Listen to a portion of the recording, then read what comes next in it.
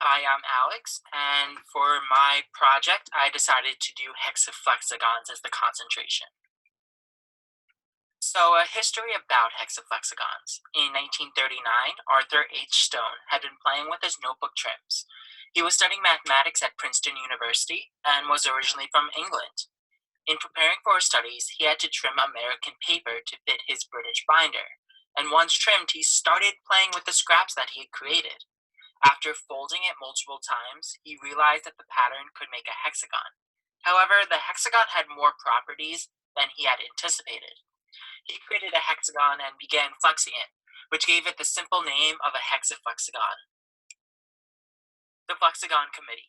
Stone had come up with something, and initially he just shared it with his peers.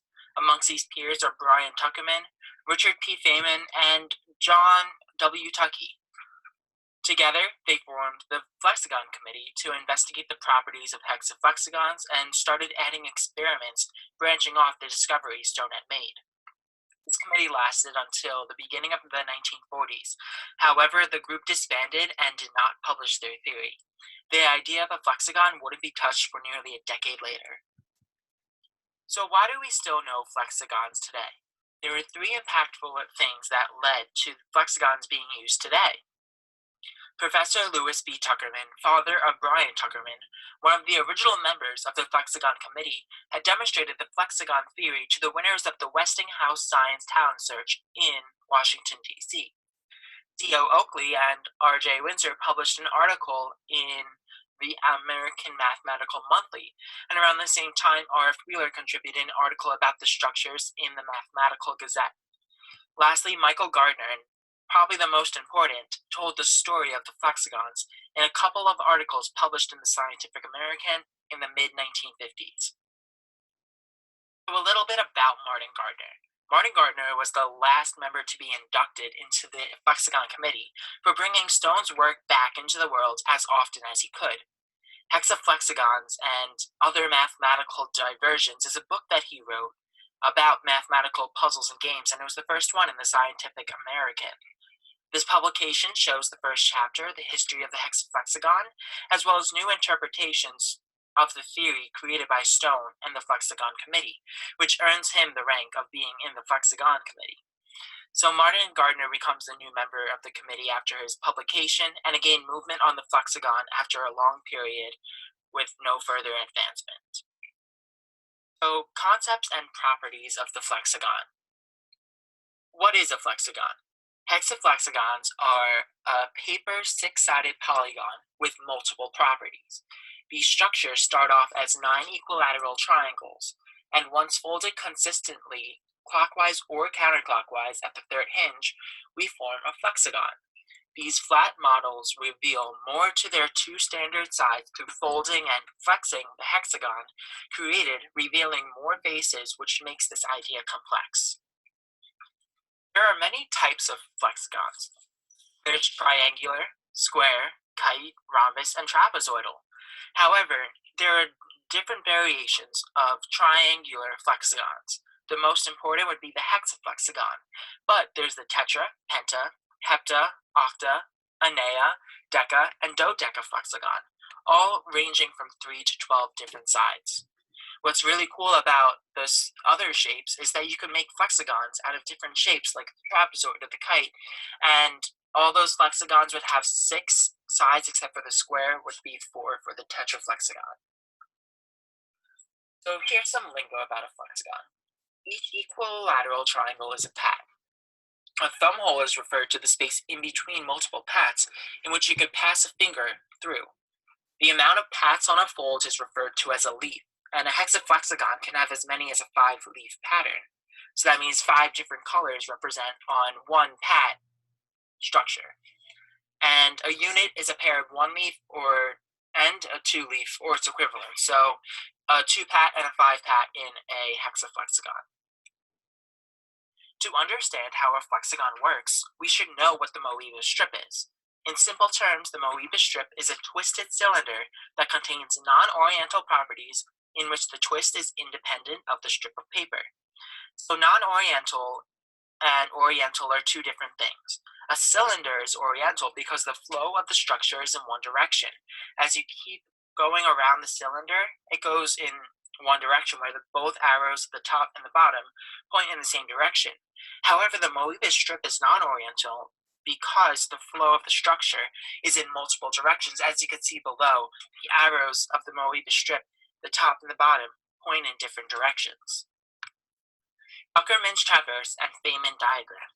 A traverse is a type of movement, and Brian Tuckerman named the flex after himself. The concept is that you keep pinching the two sides of a flexagon together until you can't move it anymore. Then move on to the next side, and then it opens up new possibilities. Richard Feynman was more of a visual learner, so he created what is known as today as the Feynman diagram. The diagram is a map which demonstrates the sides of a flexagon. As you can see, there's different movements and patterns that come out of creating flexagons. Catalan numbers. So 1, 2, 1, 2, 5, 14, 42, 132, and so on. What do these numbers have in common, or how do we derive these numbers? Catalan numbers, just like Fibonacci sequences and Lucas numbers, they have a set equation to find out the numbers. So we start with 0, and 0 will produce 1, and 1 will produce 1 as well, and that's the second Catalan number. To find a Catalan number, Cn of any n is equal to 2n factorial divided by n plus 1 factorial times n factorial.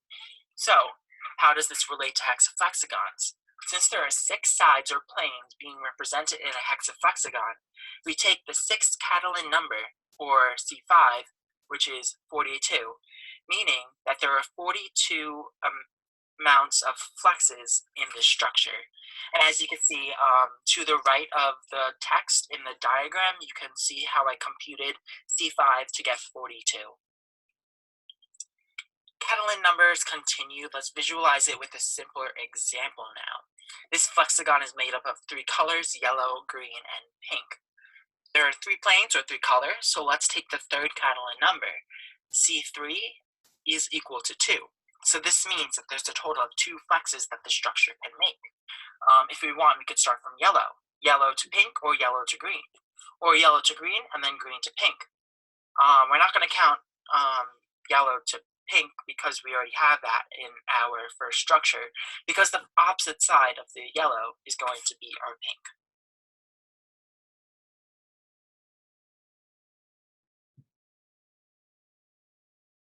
So we start off by acquiring a template.